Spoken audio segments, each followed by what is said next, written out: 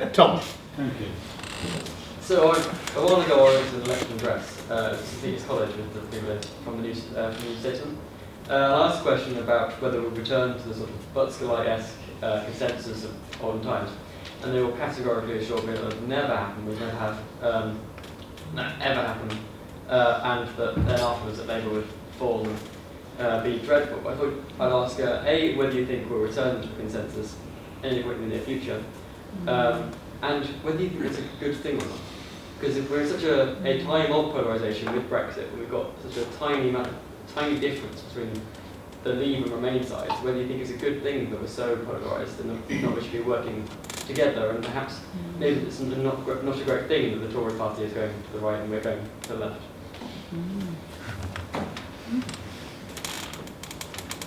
Annalise, I think that might be I think that's a really, really good question. Did I feel that the referendum necessarily represented a polarisation of political opinion, though? I'm not sure that I did feel that. I mean, as I mentioned before, I think it represented very different things to different people, and I would agree with Sarah. I think the roots of a lot of this lie in the fact that people feel that they've been let down for a very long time, and they were looking for a target for that and a chance to say to politicians that they didn't feel they'd been served well at all.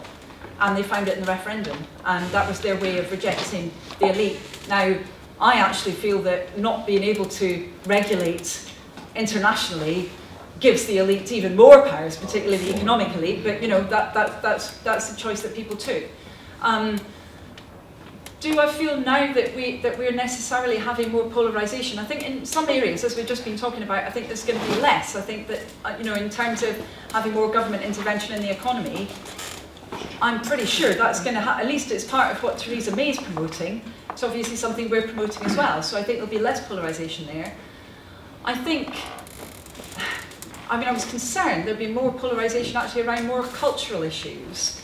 Particularly hearing, I don't know how people in the room felt about this, but I was absolutely furious and quite upset actually by Theresa May's response to what happened with the polling events in Manchester, when she said that in Britain we have been to some kind of formulation like there has been too much tolerance of extremism, far too tolerant, and it was clear who she was trying to suggest had been tolerant, not people like her, but other communities that she wasn't part of, but that she wanted to scapegoat.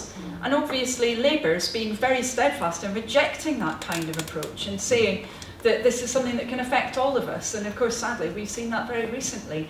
So perhaps she's pulled back from the brink, because I felt where the Tories were going in a very extreme direction, it was around those kinds of issues, scapegoating migrants, anti-immigration, not dealing with the bread and butter issues that are problems in communities around, overcrowding of housing, poor wages, bad employers, not dealing with any of that, but instead, scapegoating people. So I felt there was polarisation there. I'm not sure about in other areas. I don't know how you feel about that. I think that you're right. The us and them paradigm that's being nurtured by certain elements of the Tory party can easily be rejected. So I feel that I think there is a future for consensus, and I think any panel that ever tells you that nothing's ever going to happen again and you'll never see this is bound for failure, because they're usually, I'll say always, bound to be wrong. So I'll be bound to be wrong on that one. But the point is, no one can predict the future, and all people can give you is a bit of their take on what they see at the current time. So when we think about consensus, I really think that the future is now in bringing people together across government. I've always been somebody who advocates for proportional representation or something similar, and I think now that I think it needs to become the new.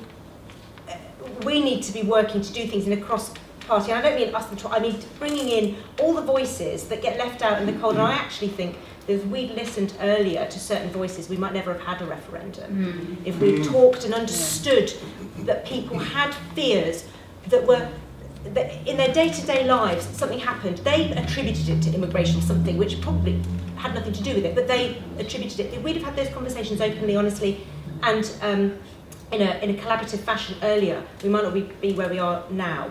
So I think that when we do find consensus, it isn't necessarily going to be in the centre ground in a kind of new Labour kind of way. It's actually going to be pulling in people of different political stripes to talk. And the first, I mean, it would be amazing to have a cross-party delegation for our negotiations with the EU. I mean, to have Keir Starmer, Barry Gardner, and Emily Thornberry to go and join. I mean, if they could be so big, I don't know that the Tories can be, sadly. If only they could be so big, that would be real leadership. But I don't. I mean, that's a big shout. I mean, that's not necessarily going to happen. But that's where I feel like I think the consensus is possible, but it would just look different.